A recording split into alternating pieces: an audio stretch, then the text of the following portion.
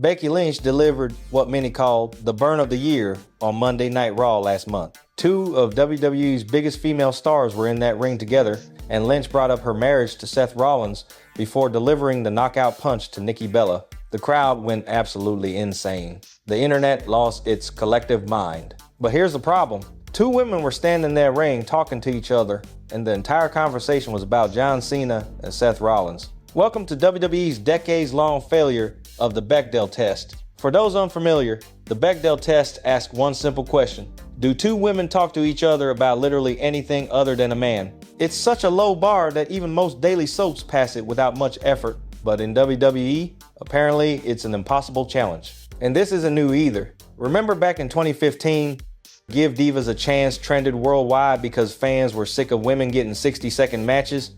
WWE fixed the match length, but not the dialogue. Women may wrestle longer now, but when they open their mouths, they're still orbiting around men. Just last week, in Birmingham, England, the man managed to reduce an entire promo to talking about, well, a man.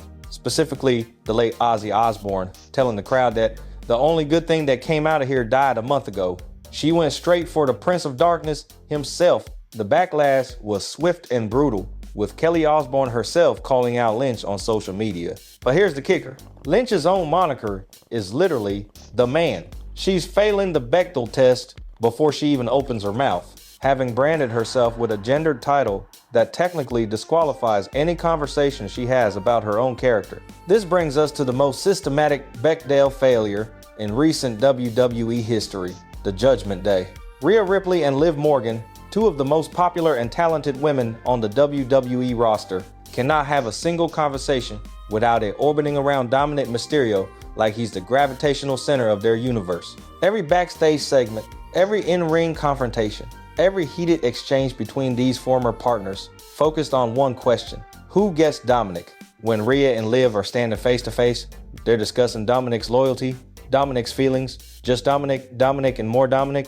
The pattern didn't end when Rhea Ripley stepped away. Creative simply swapped in Roxanne Perez, but the storyline didn't change because the real constant wasn't the women, it was Dominic. Segments that could have highlighted Roxanne's NXT call-up instead circle back to the same topic: Dominic's loyalty, Dominic's betrayal, Dominic's feelings. The women may rotate, but the dialogue remains identical. All roads lead back to Dom. Strip Dominic out of these storylines and they collapse completely. These are women who could legitimately intimidate most of the men's roster, yet their characters exist solely in relation to a guy more famous for yelling mommy than for winning matches.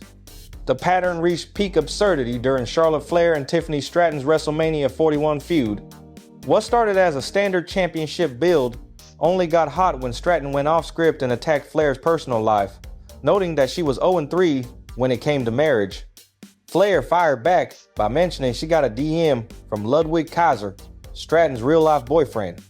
The feud only became compelling when two women started discussing their relationships with men rather than their athletic rivalry. The pattern has become so predictable that dedicated women's wrestling fans are genuinely frustrated. One wrestling fan on Twitter, who exclusively watches women's matches and systematically dislikes every men's segment on WWE's YouTube channel, recently tweeted, "I just want two women to talk about literally anything else." Another frustrated viewer went even further, demanding on Twitter that Charlotte Flair drop the Flair name entirely, because every time someone says it, we're technically discussing Ric Flair, which violates the test before anyone even speaks. That sentiment captures something profound about WWE's storytelling approach. Even fans who are specifically invested in women's wrestling find themselves constantly confronted with male-centric narratives in every women's segment. The women's division has never been more talented or capable of carrying compelling storylines. But as long as every two-woman conversation somehow leads back to discussing men, WWE will keep taking L after L, and in a company obsessed with breaking streaks and crowning champions, that might be the most telling statistic of all.